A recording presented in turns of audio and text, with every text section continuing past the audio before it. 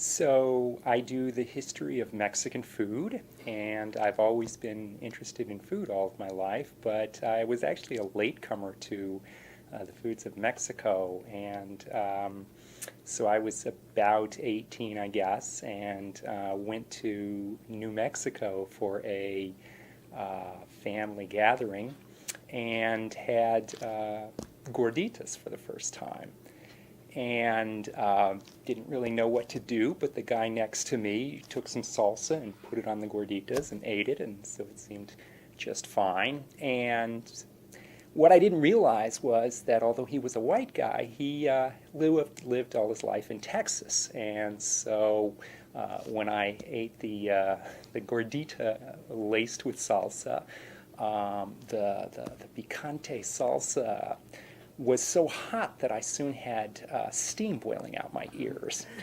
Become sort of this family legend of having my head under the faucet trying to put out the fire from the salsa. One of those traumatic experiences where, you sort of have this and then you have to devote the rest of your life to sort of understanding this trauma. And so that was the beginning of my love for Mexican food. And then the question really became, how did I turn it into an academic job? It took about 5 or 10 years before people started to really recognize that it was a field. But as more books started to come out on the field, it's really grown amazingly. And it was very nice to sort of get in on the ground floor, if you will, to kind of help to establish food history as a legitimate academic field. In a sense, I'm a food writer who happens to be in the university, and actually that sense of being a food writer is very much one that I put into my scholarship, because a lot of, and certainly for, there's a sense that to be taken seriously in academia, you have to write in a certain fashion, you have to be very stuffy, perhaps is the word, and that if it's somehow appealing to a wide audience, then you have failed as an academic. You're not being critical enough, you're not being serious enough, and which I find it to be a great shame. And I think that whatever scientific or critical aspects there are to history, I think that history is also literature. And because there's a wide range of the population that is very interested in food, and I don't know what the statistics are percentage-wise, but certainly a lot of people who are really deeply interested in food. And so approaching food as an academic topic allows us to draw in an audience of people who might not listen to a strictly academic work, or might not read a book that was focused about critical topics like race or gender or class. But when you put those topics like race or gender and class in terms of food, then I think that you can really draw people in and convey a story, a critical story that looks at important issues, but in a way that will attract a wide audience. I just need to know how you thought about what should be legitimate. Well, that's a really interesting question, and I think that partly it's understanding how different kinds of histories connect together. Okay, so it's not the topic per se. It could be about spoons or about food or any number of other things, but it's really how you connect it to some bigger issue that really tells us something important about human society. A historian to use that imagination to sort of to see where these significant historical changes arrive from whatever topic. It's interesting that all societies develop a diet, and that diet is very much divided according to class, and all of the foods that are considered to be good foods, and certainly rare foods, are, put aside for the wealthy, the elite. And then you have the stuff that's kind of cast off, that's sort of mundane, and everything else is reserved for the workers who actually need these the nutrition that you point out. And in the case of Mexico, it's very striking that the original diet, which is based on corn, maize, is actually nutritionally very deficient in all kinds of ways, and yet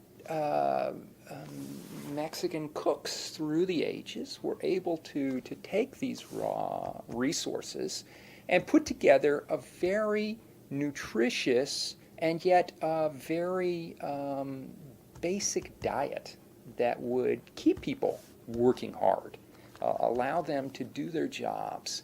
And so it becomes it's striking just how they were able to discover these things that we really can now only appreciate this serendipity or whatever it is with our scientific understanding. And so I'll just point out all of the shortages that maize has as a staple. So if you were going to eat a diet based on maize, you would probably become very ill, and really bad things would happen. So first of all, maize is very high in carbohydrates, and so just the basic energy is there that will drive you.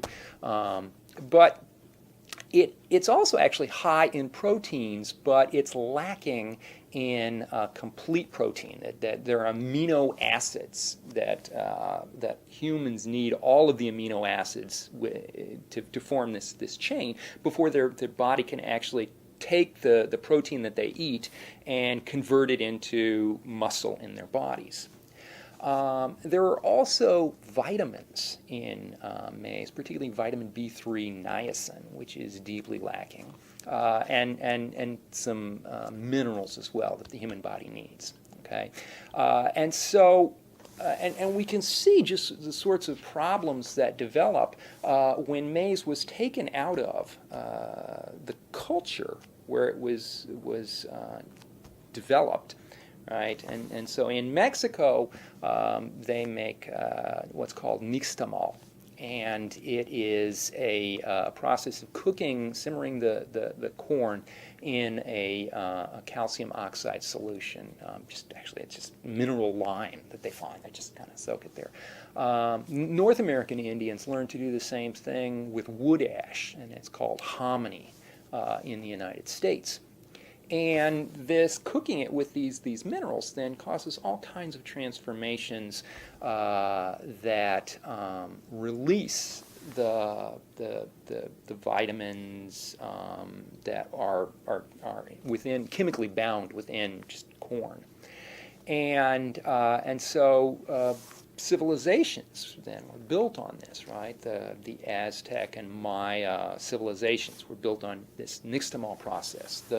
The woodland Indians spread out of the Mississippi Basin, the Mississippians spread across what became the eastern United States in the times before Columbus arrived, using this technology, if you will.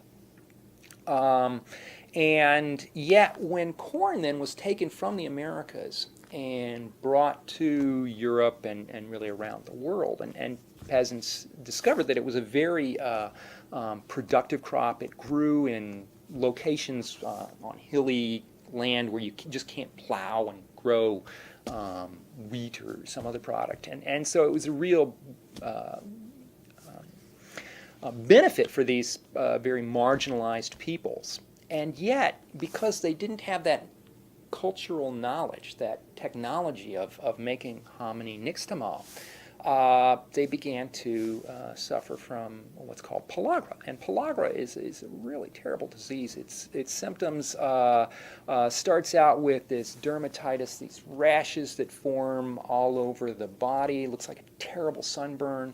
The dysentery, I mean, really bad gastrointestinal problems, dementia, and ultimately death. And these became widespread in these particularly southern European societies where corn became the staple food, because they didn't have these forms of technology. And so the question is, how did these native peoples sort of chance upon these recipes, these technologies for using the corn in a way that would actually let them, let their bodies digest them? How did that happen? And obviously they had no knowledge of vitamins or anything like that, but they developed these food processing technologies that fit within the cultural realm of their society, of their environment, that took advantage of their material culture, and created a cuisine that is on the one hand very simple, and yet very powerful, right? And so the form of grinding the corn to make tortillas and tamales and other kinds of things, right? It condenses the energy, so you don't. I mean, if you were to try to have a filling diet based on popcorn, which is originally how it was eaten, you'd have to eat a whole lot of. I mean, that's why popcorn's a diet food, right? It takes you can eat a lot without really getting a lot of calories, right? But that grinding, which is a very difficult. I mean, women in Mexico up to the 20th century would spend hours every single day grinding that corn to make the energy content as dense as possible, so people could eat the tortillas and get that energy that they need. They would take the protein, the amino acid deficiencies in maize, and combine that with beans. And so eating corn and beans separately will not give you a balanced protein. But eating them together, they're complementary. Each contains amino acids that are missing in the other. And so it becomes a balanced vegetarian diet. Chili peppers, right? The stuff that lit me up for the first time. There's a reason that people eat chilies in many peasant societies, because it enlivens what would otherwise be a very dreary diet. It makes it interesting to eat these foods. So for all of these reasons, I mean, we can call it luck, we can call it, technology, we can call it, just recipes for putting food on the table. But these peasant societies, and Mexico is just one, you've got different recipes that developed in other societies using other staple foods. Each society develops a cuisine, a diet, a set of foods that they can feed everyone with. The need to work is satisfied, and from a historian's perspective, it's a very problematic way of understanding things. That the technology, once the technology is solved, then you don't really need, because our needs are constantly changing, right? And so the idea that these recipes, these ways of feeding society are somehow inherited from time immemorial and do not change really has been used as a way of dividing up societies. If we just go back to the case of Mexican food, there's a lot of Stone Age technology that was still being used at the end of the 19th, early 20th centuries. And this actually became a sort of a symbol within the Mexican elite's view that their country was behind. It was falling behind, that it would not progress. And because half the population, right, Mexican women were still using Stone Age tools, working very hard to produce a very, very, what they considered to be inadequate diet, right? And that Mexico would only advance when it abandoned these Native American, age-old approaches and adopted a European diet. And became European, and this idea of a colonialism, really, of that European technology is going to solve all of our problems, really, has been a profound force in the 19th and 20th century for colonialism. And even within Mexican society. So it's Mexican elites who look abroad to Europe, say, oh my gosh, we're falling behind. We need to bring in their technology, we need to bring in their society, their culture, and become more like Europeans if we want to get ahead, if we want to progress. If you go into a Mexican village and an outsider sees nothing but everybody eats the same food. On an everyday basis, everybody eats the same tortillas, the same beans, the same chili. For festival foods, when everybody sort of blows out, everybody actually makes all the same dishes, whether it be mole or tamales or whatever. And so this sort of reinforces this notion of tradition, right? That these are just the traditional approaches, and it's all the same. And so these peasants clearly have no sense of gastronomy, of adventure, of taste, even, right? That because their resources are so limited, they can't develop a sense of appreciation or understanding for the nuances, right, of inventive foods that you can see in a fancy 4-star restaurant or whatever. But if you actually sit down and talk to those people, they will take something as basic as a corn tortilla and tell you how the tortillas made by one woman are different from the tortillas made by another, right? That they see these nuances in foods that we see as bland, starchy, nothing. That the flavors, the sazon is the Spanish word for flavor, of one cook's chilaquiles is very different from that made by another. The problem, though, when you're an outsider, and of course I discovered this myself, the first time I ate Mexican food, is that the heat of the chili so overwhelms every other sensory perception that all we get is this, steam coming out of our ears. We can't taste, we can't appreciate those nuances of flavor. And really, this is the difference between the way in which Americans often approach chili peppers and the way Mexicans do. Go to Mexico, I guarantee you will never find a jalapeno pepper eating contest. It makes absolutely no sense, because what you're eating a chili pepper for is the flavor. And the heat is part of that flavor, but it's not, a test of machismo, as it is oftentimes in some cultures, right? You're not trying to eat the hottest thing that will blow your head off, okay? Now, Mexicans eat really hot chilies, and the reason for that is that chilies are kind of like drugs.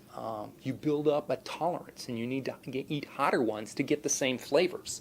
And so if you spend your whole life eating chili peppers, you come to eat a very hot food compared to people who have never had them before. But they don't perceive it in the same way as outsiders do. They perceive the flavors of the chili, not the heat. So it's very difficult, if you're not an insider, to actually appreciate the inventiveness, what's going on in terms of flavor of taste.